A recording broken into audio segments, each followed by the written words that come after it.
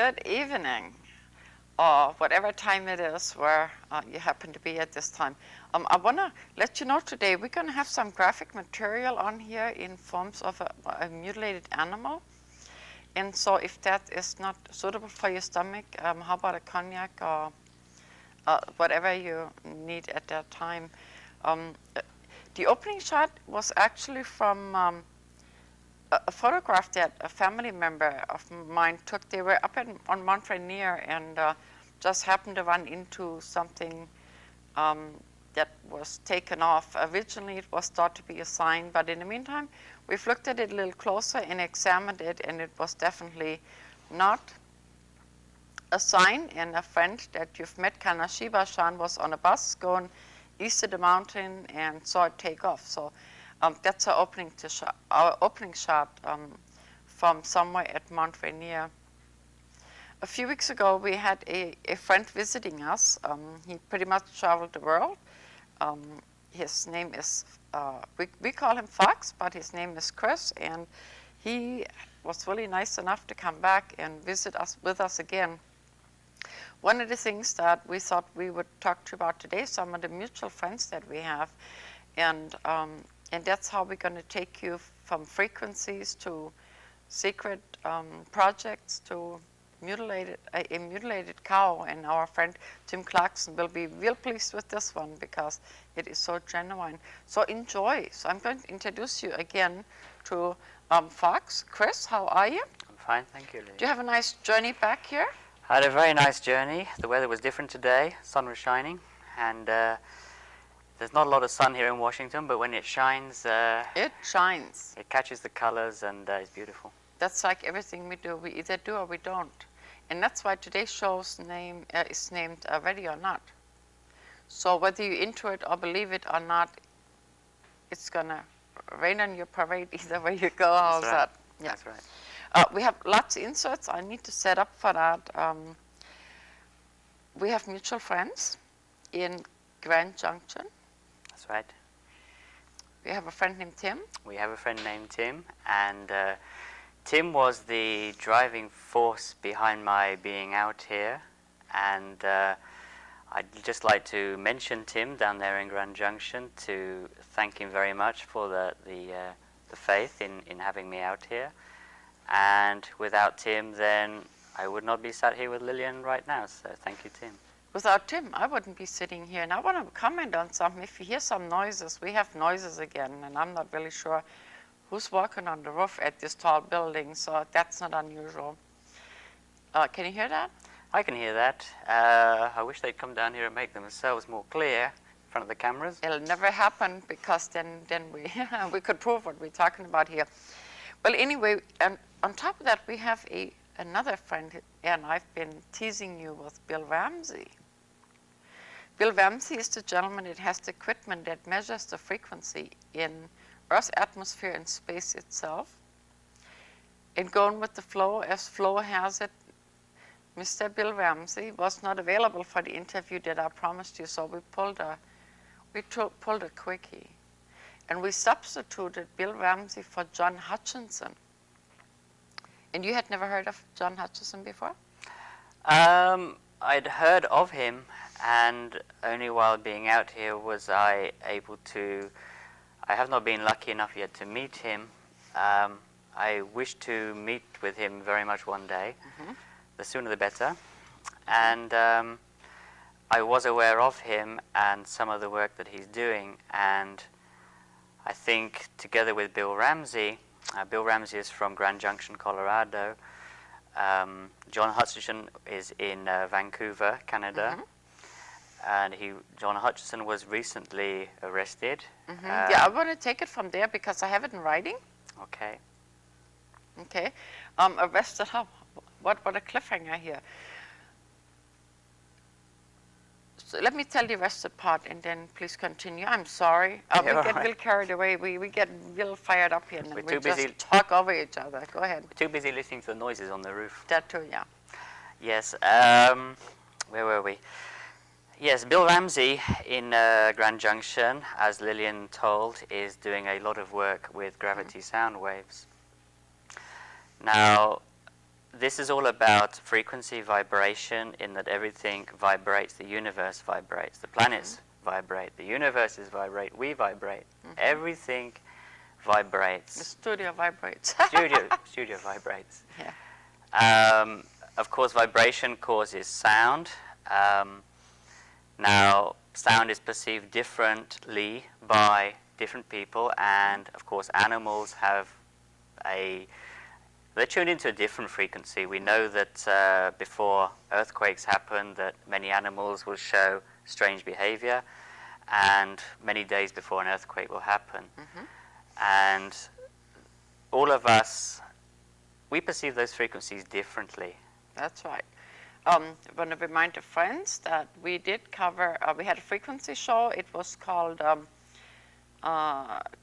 Take to Aspen and Call Me in the AM, in which show we did play a very, very short audio piece from Bill Ramsey, and we intend to do that for you a little later on this program also. Now, John Hutchinson was, he's a friend of Brenda Roberts, my friend that produced 300 shows in Seattle called Journey, and she was gracious enough, as always, to let us use some of her inserts. I'd like to give you a little background. Even though John was on the Ghost Show on Fox television the other day, they didn't really explain that. Mr. Hutchinson works with Tesla coils. That's right. And he is working with Tesla Energy. And at one time, he had a very elaborate laboratory in Canada. And then eventually, one of the European governments, I believe was Germany, they wanted to finance further research. And then, of course, his equipment was confiscated. Eventually, it was returned, but not totally. Some of the major pieces were missing. And that forced him to go and work out of his kitchen sink, like most of us people that don't have any money. And so the inserts from John Hutchinson is from 2 different shows, so that's why Brenda changes clothes in the middle of the clip. So I just want to make you aware of that. And he levitates things. He can raise 64 pounds off the table, and he also works with frequencies, and that's why we have chosen him to substitute for Mr. Ramsey. And Bill don't know it, but one day, both of them is going to be here and do this interview. 3 weeks ago, we got an email, and lo and behold, Mr. Hutchinson got arrested again, or they attempted to, and the reason was he had just done another experiment, and the neighbors, things in the neighbors' houses was levitating. And so they got upset with him because everything was floating, and they called the police. But in the meantime, they have returned, his homemade equipment that he has. So do you have anything to add to that, or should we go to that first clip? I think let's see the first clip and then introduce the audience to some of John Hutchinson's work and take it from there. Yeah, actually, when I imported Journey TV, we showed you both of the show in 1995, except now we're more advanced as a whole. So some of you might remember that. So if we can go to that clip. And the interviewer is Brenda Roberts from Journey TV. Yep. It'll be fun to watch him again. We've shown you work that John has been doing for the past 20 years, and we want to yet introduce you to some more of his work in another segment on Journey, and that's going to be concerning crystal converters. But as we close, we will give you an explanation of the Hutchinson effect from physicist Tom Bearden. John Hutchinson in Canada, Vancouver, Canada. Hutchinson takes 2 Tesla coils and essentially puts in the center of them a target, which in every target has certain nonlinearities, and then blasts away with these 2 coils at them. Basically what he establishes is an electromagnetic fighting itself, electromagnetic forces fighting themselves. And gravitational force is made when, a gravitational potential is made when electromagnetic forces fight themselves to a draw, when, in other words, the gradients become 0. The gradient vectors, or the resultants, become 0, but the 2 forces are still in there slugging it out. All the energy is still going, the work is still going, but it's trapped locally. That's internal energy, that's what gravity is. And the Whitaker paper tells very well how to do that. So when John got things just right, he didn't have control of it, absolute control, but he bored in there with persistence. And when he got things just right to get the forces to fight to a draw, and there was the right nonlinearity in the target, he would have levitation of things even 64 pounds. Lab running. Well, I've had the lab started up in early 70s. Then I was found out in the effects started happening in 1979. And Alexis Pizarro, who I give credit to, found my research and then promoted it to the U.S. government. And other scientists. And that was quite a pace of activity for the last 10, 11 years of scientists coming and going. And yeah. About 750 demonstrations, but not all to scientists. Some media people would come in. And hey, we came in, we're going to show some samples on your floor in your apartment and let you explain the other effects that happened with those. Okay. We'll go to that. There's your floor covered with all these samples. This is, yes, I pulled out a lot of samples. Here's a aluminum piece that has, didn't want to separate, but blew up from inside. And I'm reaching over here for a huge piece of aluminum round bar stock, 2 inches. And it appears that it exploded outward like, well, if you've seen the movie Alien, yeah, like an alien popped out of there or something.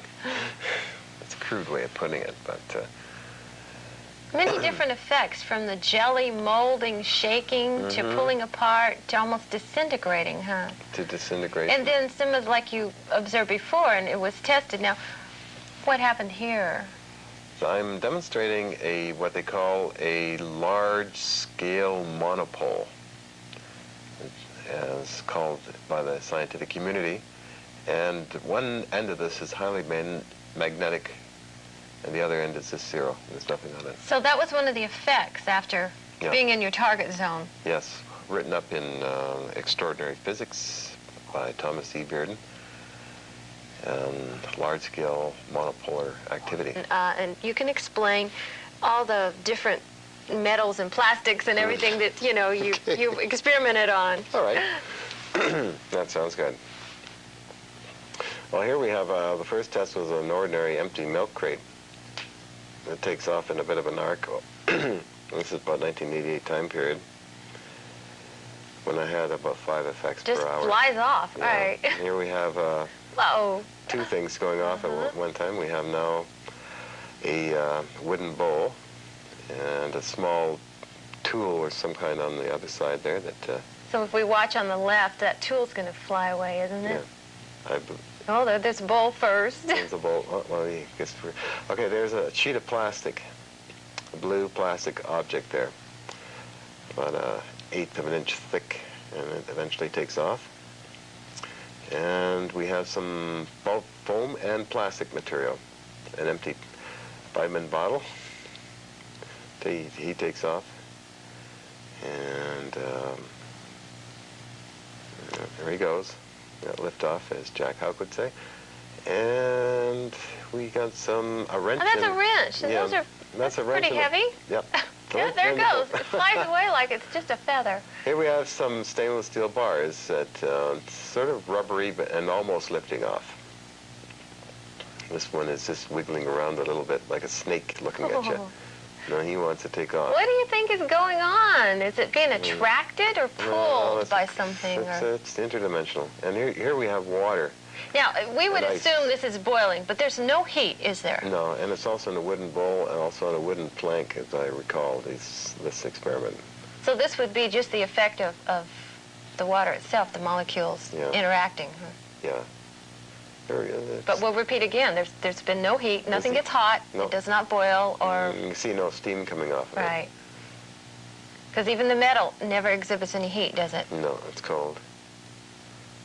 Now here we have what they call the breathing effect, which is very rare, but was captured on this particular incident on an empty bleach bottle. And you can see there's a compression. Either there's... the molecules of air are being compressed and expanded as much like the metals. It makes it look animated, like it's coming alive. Yeah, yeah. A lot of the scientists even speculate that this energy has an intelligence to it. That's it. Yeah, So, on the high levels in the U.S. government guys. Here we have another piece of stainless. He starts to wiggle around a little bit like a snake, meaning that it's turned quite rubbery and is affected by the fields, or the fields affect it, set up resonances. is that probably the molecules themselves changing? It's on the subatomic level, basically, these effects. Here we have a piece of aluminium that wants to separate itself from its whole self. And other samples along there are large pieces of aluminum. And So that breaks apart. Yeah, that slowly is magically... You used to have to sit and fine-tune the equipment. Some nickel steel, I believe. Yes. And then these large, heavy, solid objects then, would just start shattering and pulling apart. In the early days, it was kind of like 1 effect a day or something, but now, or in 88 and 89, it was 5 per hour. So there was more control ability at that point in time after several years of testing. Lots more control. I see, once again, is the water being attracted out? It's being forced up. It can almost lift it. So it actually has lifted out, but on this particular case, it's just grabbing at it and then trying to get it out. And what's coming out of there is like little round balls of it.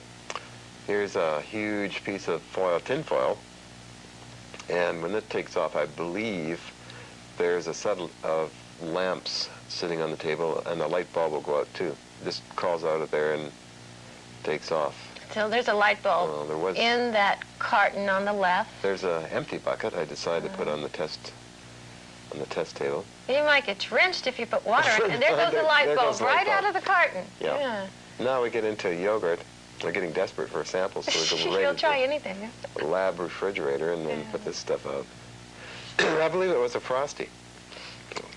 And as you can see, that's almost like there's a gravity field coming up this way, and is pulling this piece up.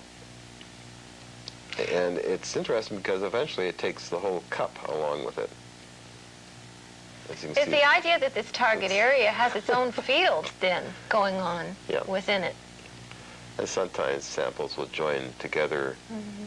In this particular case, okay, now we have a carrot. Well, I had to do this. I had to put a carrot in there. Try vegetables here. And it just nicely cut itself in two. Probably due to the water, water distortion. It's like, oh, this is one amazing shot. Now, how much does that weigh? That's about 60 pounds. That's a cannonball, right? That's a old cannonball. And alongside that is a nail puller. Now this cannonball, what's going to happen here? It's gently. I mean, it's just like it's floating. It's like it's floating, but also there's with this particular sample, there's movements that are not. They almost look man-made, which is kind of interesting.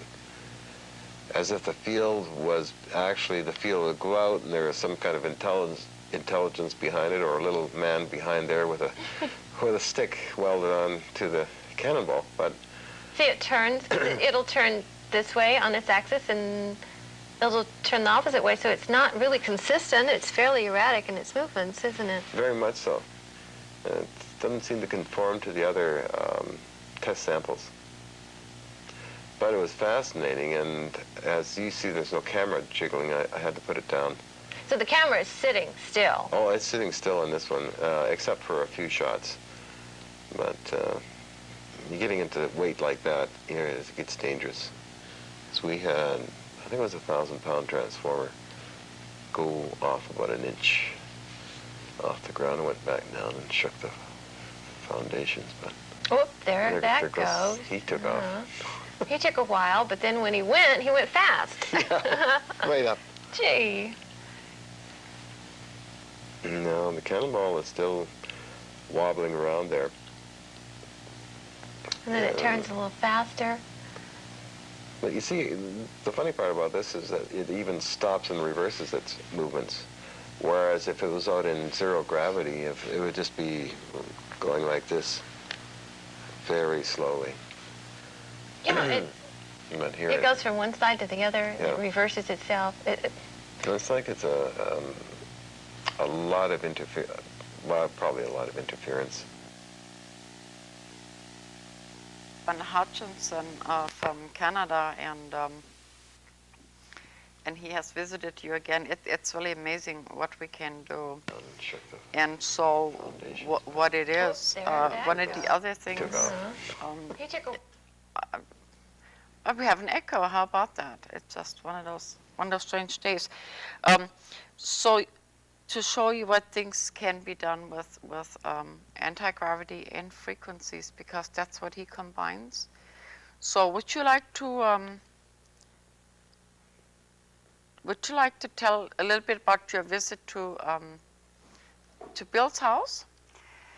Yes, I was lucky enough to meet with Bill, and Bill gives everyone his best regards.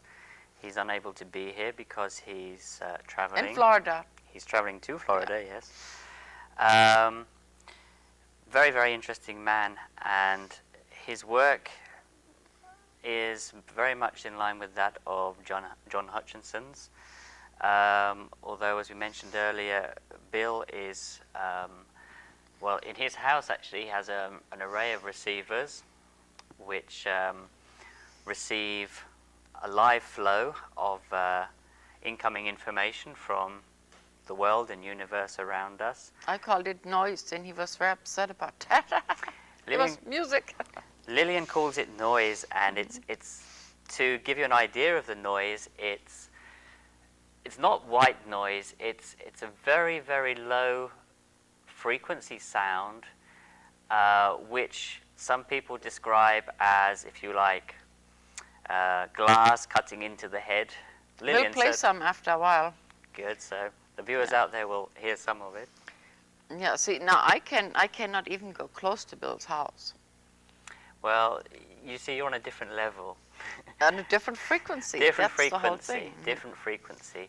Yeah. Now, we all do vibrate, and I personally have been lucky enough to spend a lot of time with Bill in his house, and I love the sound. When I listen to the sound, I get drawn into it, and it's a meditation thing. You really have to switch the mind off and get into it. And when you get into it and accept that noise, then you can, to a large extent, you can see pictures within that sound. And then you have other sounds coming in on that frequency. Well, the sounds are always there, but in normal everyday life, if we were to listen to all the incoming sounds, we'd go crazy. That's my punchline right here. We would go crazy. And that's actually what's happening to some of us because of these sounds that's bombarding us from everywhere.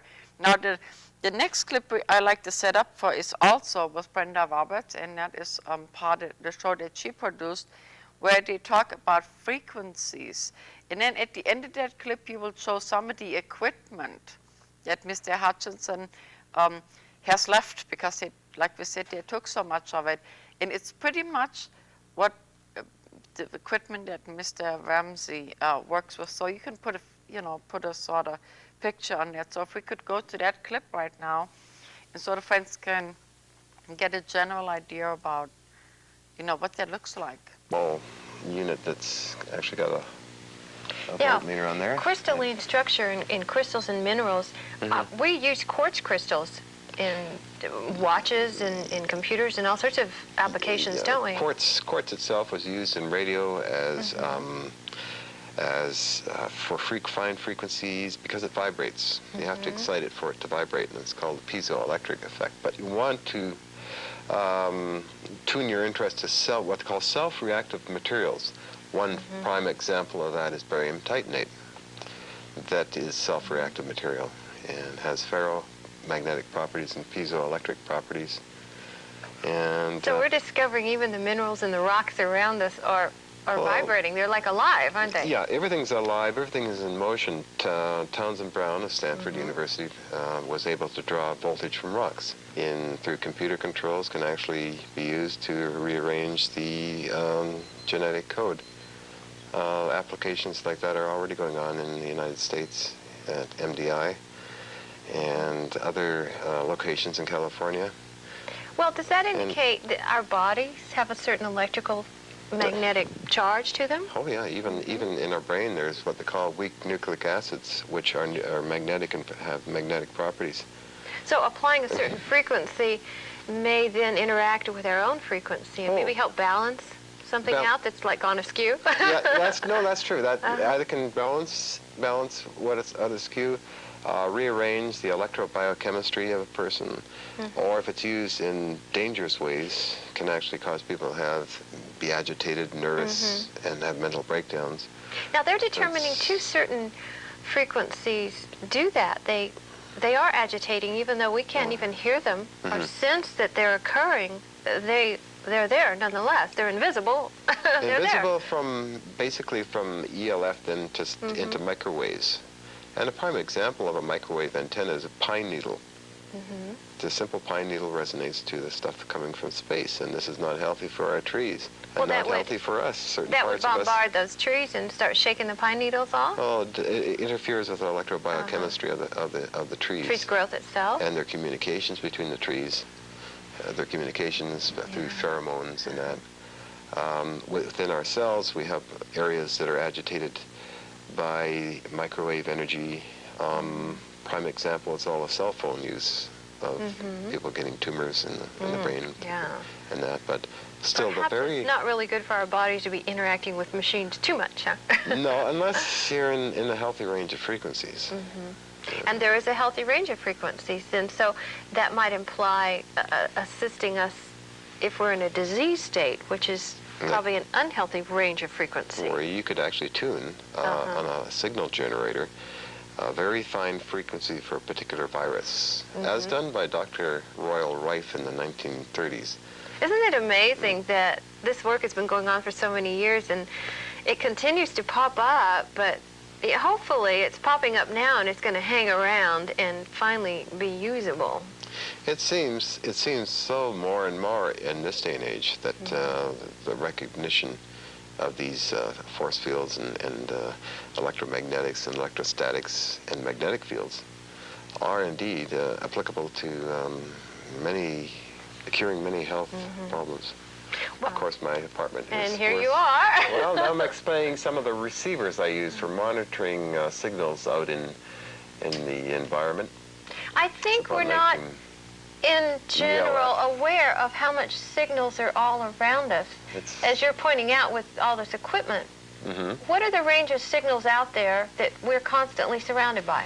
Right down to deep direct current, right up to cosmic rays.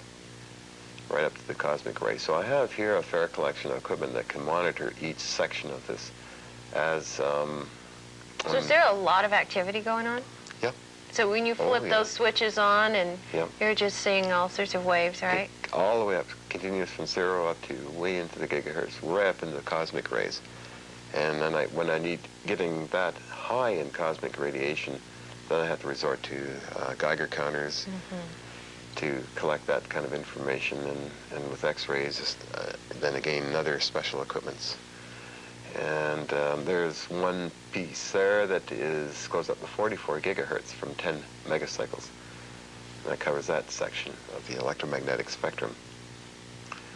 And I'm going down here to show a we have fantastic recording device, 42-channel input on that, where I can pour in the... so you can capture the data there. Oh yeah, I have all the equipment to capture the data and store it. XY plotters and chart recorders. And I'm walking through here looking at some RF generation equipment, which I like to experiment with, producing effects with radio frequencies. And I'm now pointing to some more RF generation equipment, U.S. Army equipment from Ohio. and it puts out at least a couple hundred watts, and there's another receiver, Army receiver. As we walk around here, Realize that, you know, the waves that are surrounding us, they're all frequencies. You know, we're walking through it and just existing in it all the time. We've got a lot of satellites out there, too, that are beaming waves at us all the time, aren't they? not only satellites, but you got satellites, you got thunderstorms, you got meteorites that hit in there, and ham radio operators can pick up even the signature of meteorites hitting into the in the area there. And there's the HARP project up in Alaska, which now has added more RF to the threshold of. Now, what? You have it. The name of the show is Ready or Not. I hope this has shown you that people have been doing this for a long time. On the table we have a meteorite, so we know they are there. I was telling you yesterday I think it was about a year ago, so Mercury had went retrograde. And some of the people heard this noise like a fire engine. And to the point where they went outside to see what it was. And then it got more intense and more intense. And your meditative music turned out to be Mercury going the other way. And Bill Ramsey is the one that clarified that for us. Yes, Bill Ramsey is making recordings of the different sounds that reach us, the different configurations of the planets, because as the planets configure and do their own thing, each send out a different frequency. And he's compiling tapes of that, and he hopes to go further, and I wish him the best of luck with it. He's on to a very, very good thing. And I think that one day when together they will meet, or he will meet with John Hutchison, then I think it can only be a very, very good thing. I want to warn some of the frequency friends about the audio we're getting ready to play. That is actually some of the things that Bill Ramsey picks up. Now keep in mind, it causes headaches and pain in some of us. And so we're not going to do it very long, just to show the friends what is out there and what it sounds like. And when you are a very sensitive person, that low frequency is really, it has to do with fibromyalgia and everything. And, sorry to interrupt you, but talking about what's out there, I'd like to know what's dumping on the roof at the moment. It's been here since we got here, and our friend here, that Chris from Greenville, sent us. He's not doing well either. He just lost his air. I was looking for another word, but air's much more appropriate. Thank you. Okay. Good. So could we, for just a very, very short time, play that audio?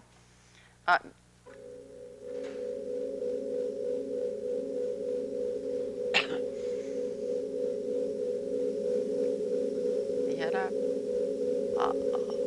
Beautiful. Yeah. I think I'm going to use it for background, huh?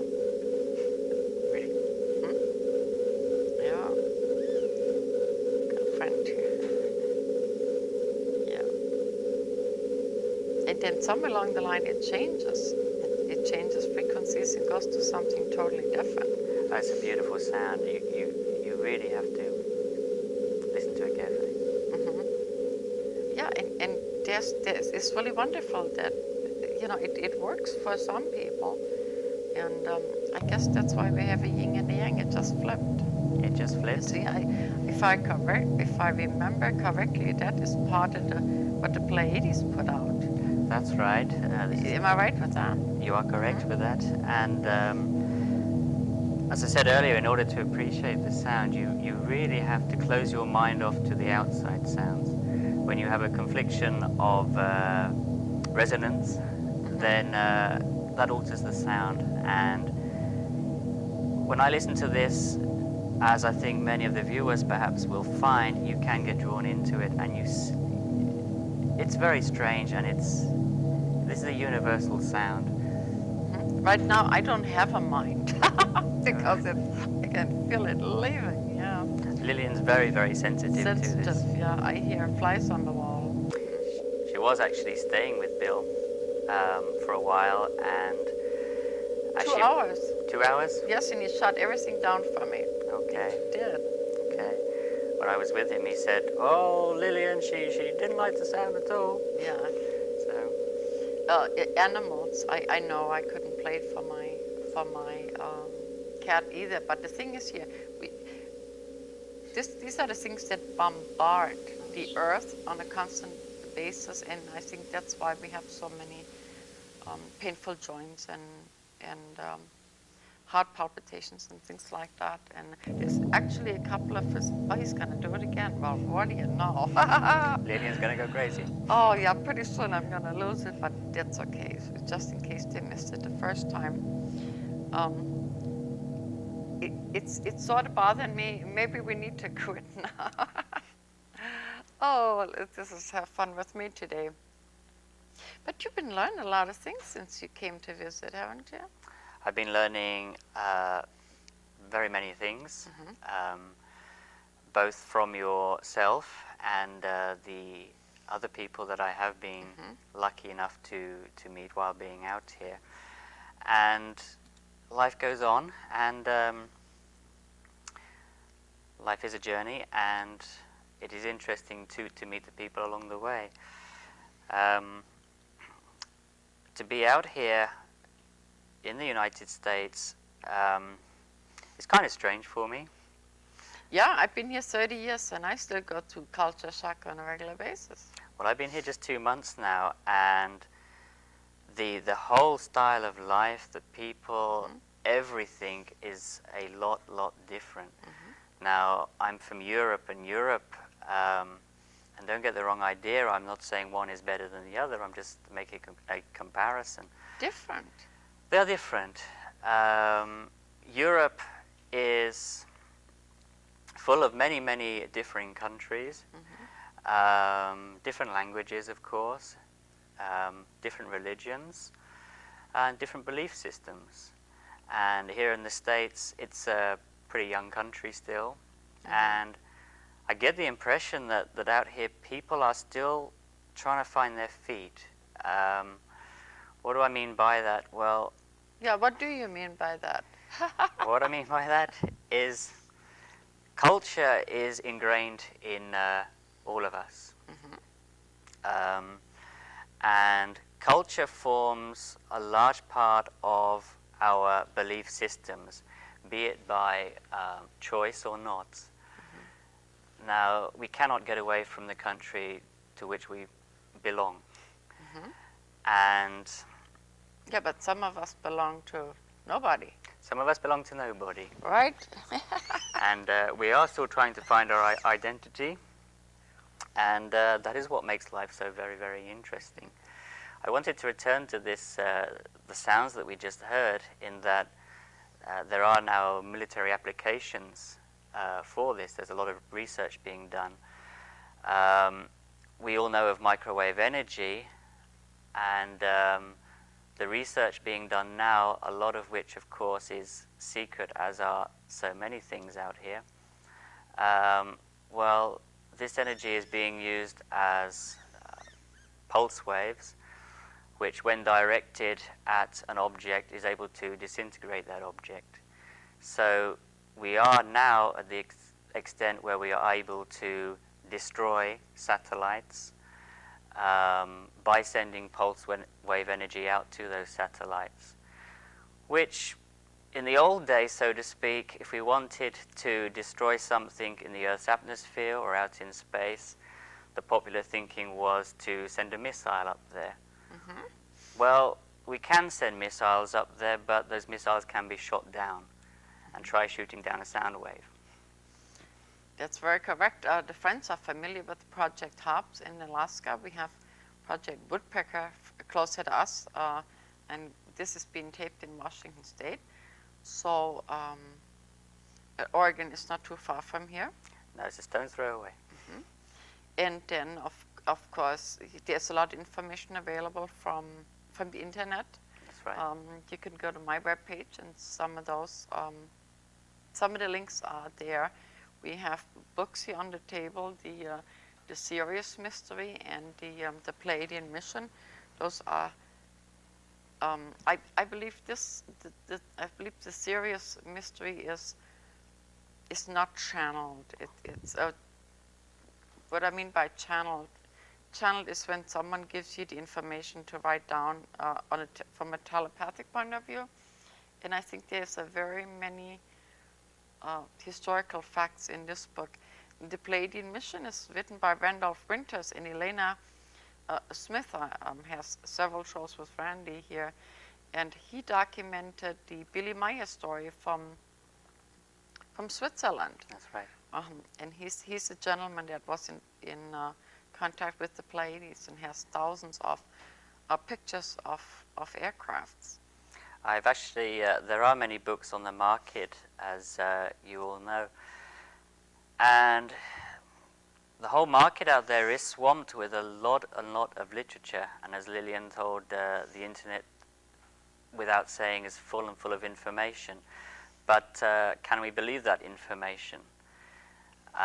Personally, I feel that many things on the internet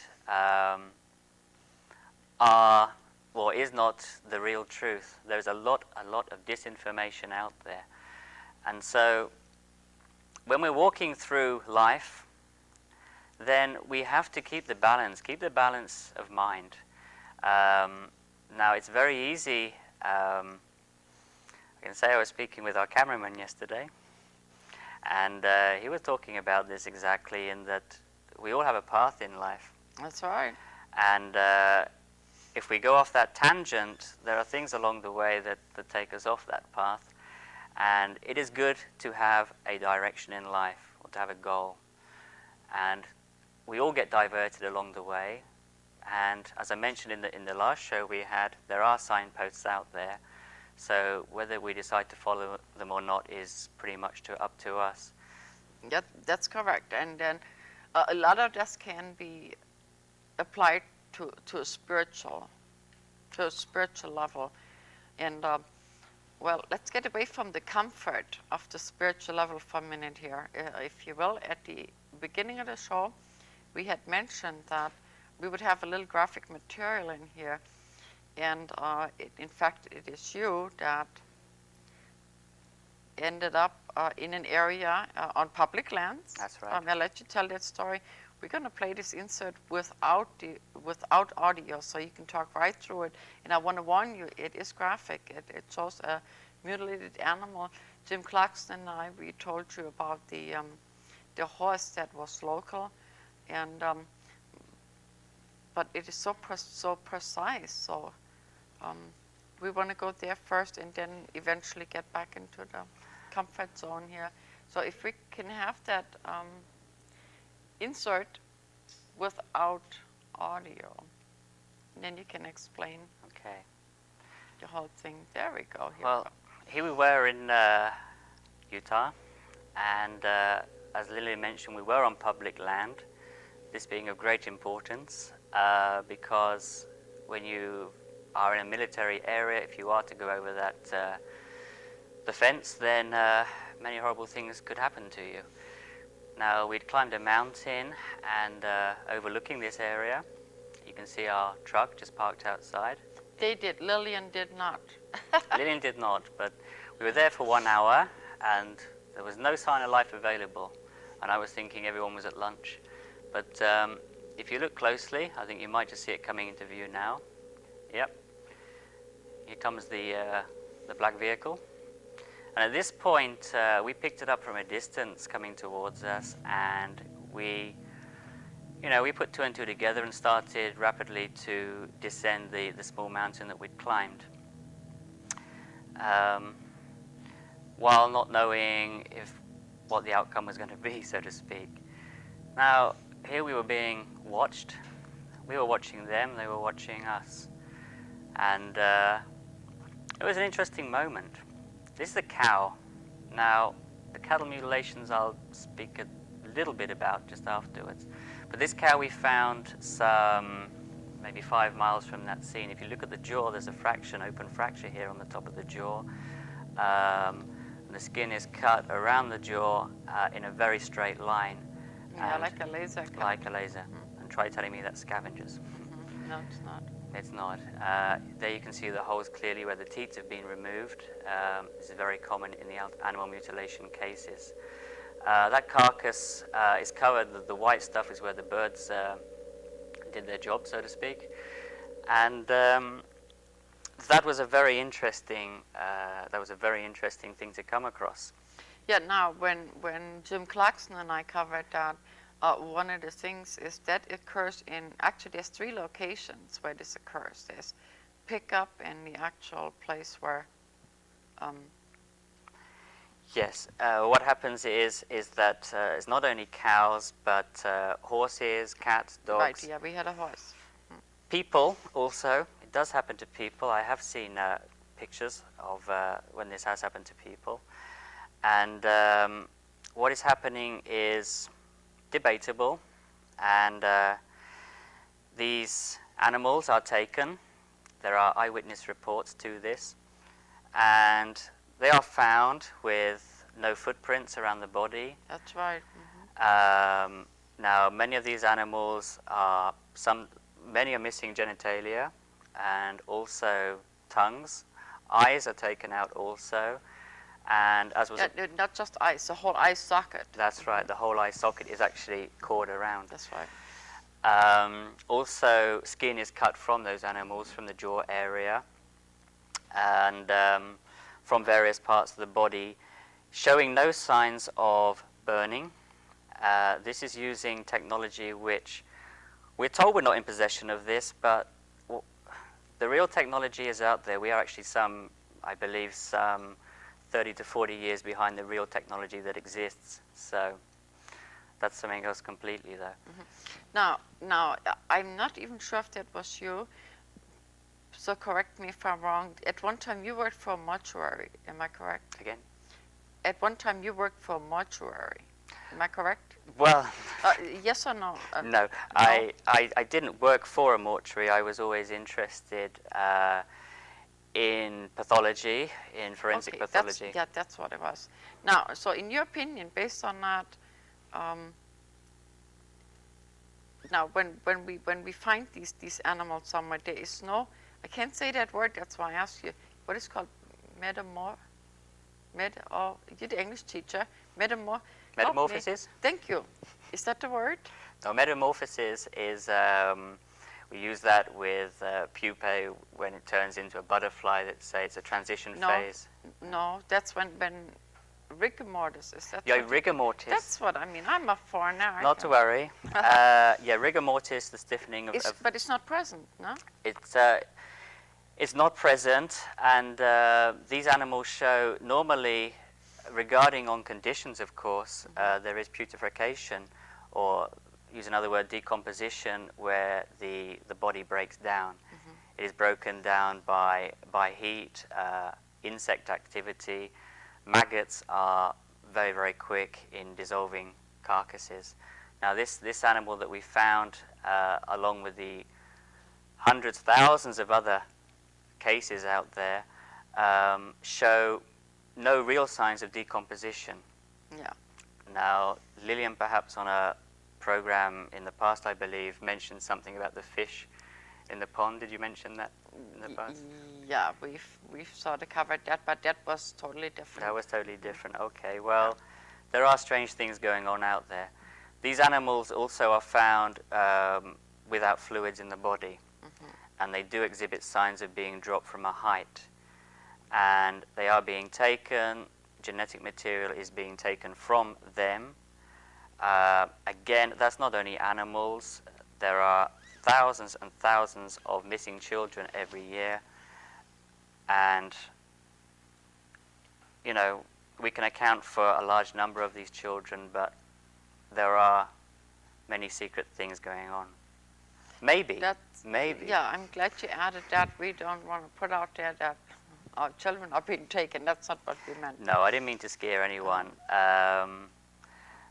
There's no real proof of that as such, so. Yeah, so no, you just strike that altogether. So what happens is, no, when you went to the fish here, the fish, that was caused by an algae.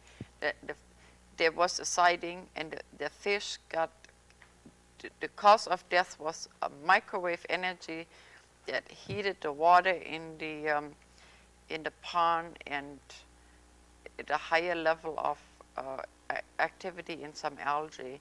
And then when they were removed, they looked like they were sort of microwaved and fried. Okay. Yeah, so we have talked about that. And so either way, name the show is ready or not. And sometimes we do talk about these things because they do exist. They do exist, and you know, if Lily and I appear strange in the studio at the moment and everything appears a little awry, then it's these frequencies bouncing through us at the moment. That's right. I've been through a lot. I've heard all these frequencies, and there is a really, there is a noise in here. There is a noise in here, and there's a noise on the roof sometimes. And But that's a high roof. Normally, you shouldn't hear that. Is that right? But it's not unusual to have noises. My poor guy here, look at him. He isn't going to last too much longer. Yeah, he's getting there. He's getting there. He's getting kind of.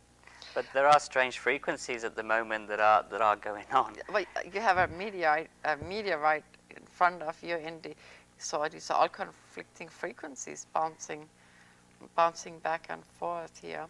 Now, is it your intention to stay an investigator? Yes, I feel there is a lot to be accomplished out there, or a lot yet to be investigated.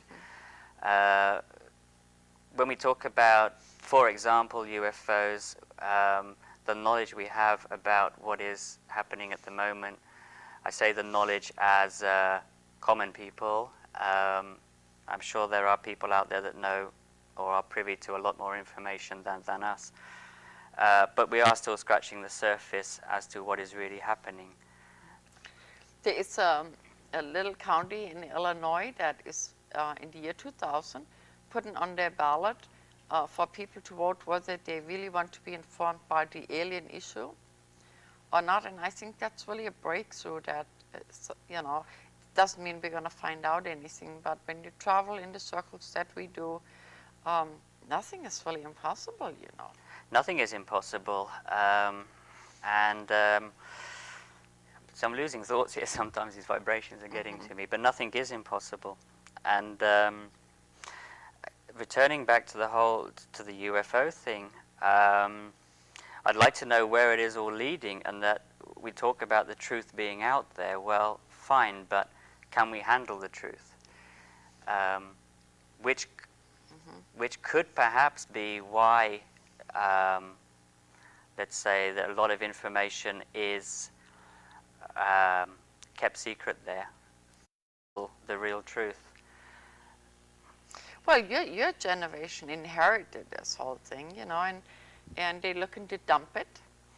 You know, they want to get rid of it, and I'm sure that in my lifetime, because it's right in your face, it makes no difference what you believe in or what you're into. Exactly. And it's right there. And now that we commercialize our friends here, they're green and they're purple and they're silver, it becomes less of a threat. Yeah, nothing. We perceive strange things as being dangerous. That's right. Always.